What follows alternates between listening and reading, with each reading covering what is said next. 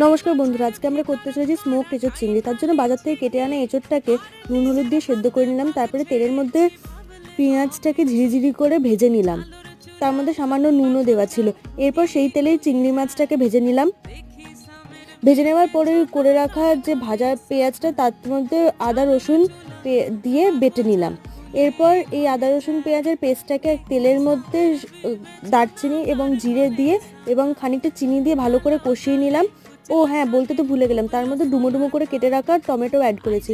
এবার যখন জল ছাড়তে আরম্ভ করলো তখন টক দই দিয়ে ভালো করে নেড়ে নিলাম। এবার জিরে গুঁড়ো দিয়ে তার মধ্যে এঁচোড় টেঁচোড় তারপরে হচ্ছে এই চিংড়ি মাছগুলোকে দিয়ে ভালো করে নেড়ে নিলাম। এবার স্মোক ব্যাপারটা করতে হবে, তাই কাঠকয়লা উনুনের মধ্যে আগে গরম করে নিলাম, তারপরে তার মধ্যে ঘি দিয়ে ধোঁয়া উঠতে যেয়ে শুরু করে দিল, ঢাকা দিয়ে দিল। ব্যাস, তারপর নামানোর আগে ধনে পাতা, বেরেস্তা কুচি, গরম মশলা দিয়ে নামিয়ে নিলাম। ভালো লাগলে ভিডিওটি লাইক শেয়ার সাবস্ক্রাইব করে দেবেন।